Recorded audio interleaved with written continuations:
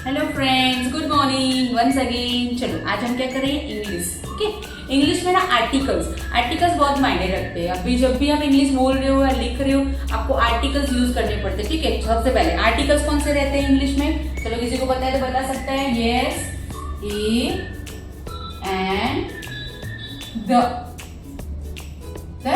ये तीन आर्टिकल्स है इंग्लिश में जो हमें यूज करने होते हैं। और अभी आज मैं आपको प्रॉपरली बताऊंगी बिगिनिंग से कि भाई कौन सा आर्टिकल्स कब आएगा, ठीक है, और कहाँ पे लगेगा। ठीक, चलो सबसे पहले आर्टिकल्स जानने से पहले आपको पहले पता होना चाहिए वॉवेल्स क्या है एंड कितने वॉवेल्स होते हैं हमारे पास। इंग्लिश में वॉवेल्स कौन से हैं? चलो बताएंगे कोई? वॉवेल्स मतलब जैसे हिंदी एंड गुजराती में हम बोलते हैं ना वो स्वर, ठीक है, जो स्वर, तो वैसे ही गुजराती हिंदी में स्वर्स होते हैं ना, वैसे ही इंग्लिश में भी स्वर्स होते हैं, उसको बोलते हैं vowels. And vowels, there are 5 vowels in the English. कौन से वॉवेल्स है मैं यहाँ पे लिस्ट आउट कर दूं। ए, ई, आई, ओ एंड यू, ये वॉवेल्स है इंग्लिश में, ये वॉवेल्स है। एंड बाकी की इसके अलावा जो भी बाकी बचे उसको बोलते हैं कॉन्सोनेंट।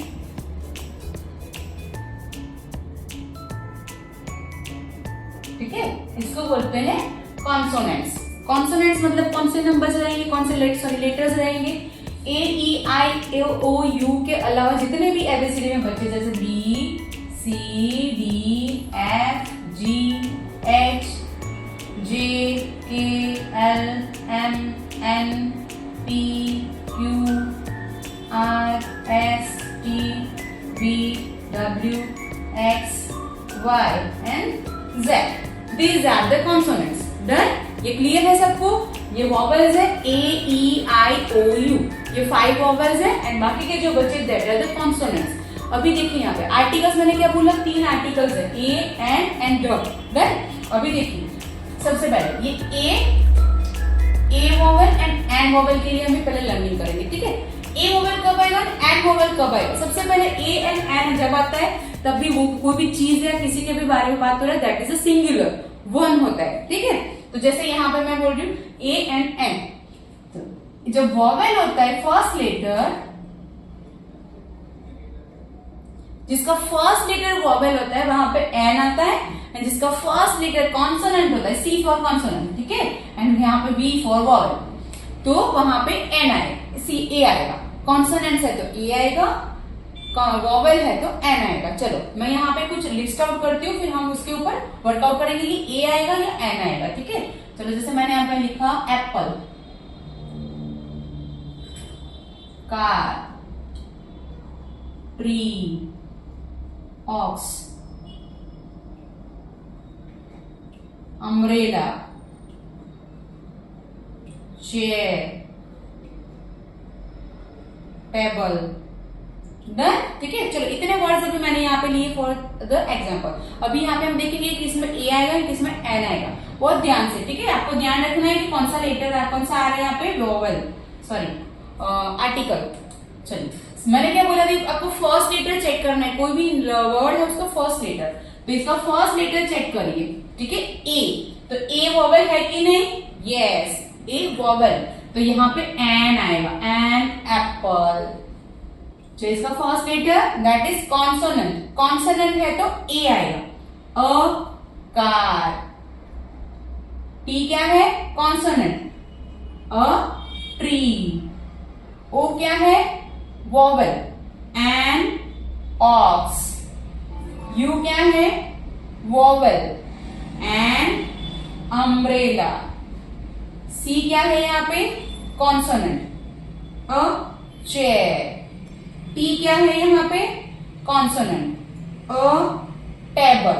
डन? एक बार फिर से प्रैक्टिस करेंगे। फर्स्ट लेटर जिसका वॉवेल है वहां पे एन आएगा, फर्स्ट लेटर जिसका कॉन्सोनेंट है वहां पे ए आएगा।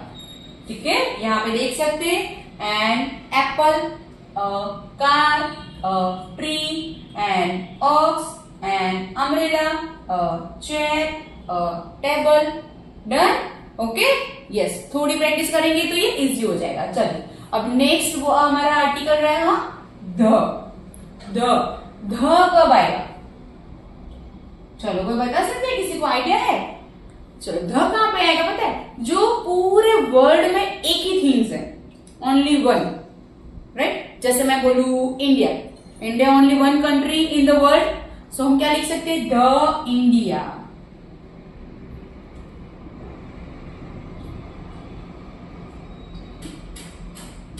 ठीक है, जैसे sun, moon, USA, United State of America, ठीक है, यूएसए। मतलब जो भी चीज है ओनली वन है इन द वर्ल्ड, उसके आगे द आता है, the sun, the moon, the USA, the India, the stars, the Ganga. जैसे कोई भी रिवर है, ठीक है, वर्ल्ड में जितनी भी रिवर्स है, हर एक रिवर का अलग अलग डिफरेंट डिफरेंट नेम होता है, ठीक है। तो गंगा रिवर के बारे में बोल रहे हैं तो हम क्या बोलेंगे, the Ganga, the Himalaya. Done. तो कोई भी चीज जो वर्ल्ड में ओनली वन है एंड यूनिक है, ठीक, उसके लिए आएगा द। जैसे earth, the earth, done, the Jupiter, the Uranus. तो वो सब एक ही है, पूरे वर्ल्ड में वन है ओनली, तो क्या आएगा, ध आएगा, ठीक। ये बेसिक है जहां पे ए, एन एंड ध आपको यूज करना है, आर्टिकल्स। देन एक दूसरा रूल है फॉर द ध के लिए। एक दूसरा रूल क्या है कि जब भी कोई पैराग्राफ की बात हो रही है, कोई भी पैराग्राफ है, तो उसमें बहुत सारे सेंटेंसेस रहते हैं, राइट। तो बहुत सारे सेंटेंसेस में क्या होता है, किसी एक चीज के बारे में वहां पे बात हो रही है, तो फर्स्ट टाइम जब उसकी बात हो रही है तो हम ए या एन लिखेंगे, पर सेम थिंग्स का फिर से डिफरेंशिएट हो रहा है, फिर से उसका वहां पे कोई बात बोली जाती है उसके लिए, तो वहां पे उसके लिए ध आता है। अब इसका मैं आपको एक दिखाती हूँ एग्जाम्पल, यहाँ पे आप देखेंगे। चलिए ये वाला आपको क्लियर है ध के लिए, फिर भी ये रखती हूँ मैं यहाँ पे, और एक छोटा सा यहाँ पे पैराग्राफ लिखती हूँ। तो पैराग्राफ के हिसाब से आपको पता चलेगा कि यहाँ पे ए आएगा, एन आएगा, ध आएगा, ठीक। मैं यहाँ पे लिख रही हूँ, जैसे यहाँ पे ब्लैंक कैट इज बिग, ठीक है, blank cat is white, blank cat is furry। Done. ये सेंटेंसेस मैंने यहाँ पे लिखे।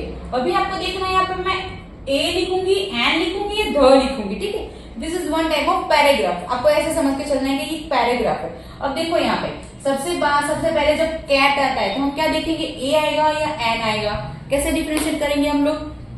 चलो यहाँ पे सबसे पहले हमें क्या देखना है, ये कॉन्सोनेंट है या वॉवेल, कॉन्सोनेंट, तो क्या आएगा, अ कैट, ठीक है, और फर्स्ट लेटर है that, so it's a capital. A cat is big, फिर से कैट के बारे में आ रहा है, ब्लैंक कैट इज व्हाइट, मतलब ये ही कैट के बारे में बात हो रही है, एंड इट इज व्हाइट ऐसे बोला है। तो ऑलरेडी पहले कैट का आ गया, यहाँ पे आ चुका है, अब दूसरी बार कैट है तो यहाँ पे आएगा ध, the cat is white. Done. Again फिर से वही कैट के बारे में आया, ब्लैंक कैट इज फरी, तो क्या आएगा यहाँ पे, द कैट इज फरी। Okay, done. पैराग्राफ में जब यूज हो रहा है, सेम थिंग्स पीछे पीछे डिफरेंट फिर से आ रही है, अगेन एंड अगेन रिपीटेशन हो रहा है, तो वहां पे कौन सा आर्टिकल आएगा, ध। डन। तो ध के इतने रूल्स जो आपको याद रखना है तो इजी हो जाएगा। ओके, तो चलो इसी वीडियो को 2 से 3 बार देखिए, आपका आइडिया क्लियर हो जाएगा। डन। ओके, चलो all the best, bye bye.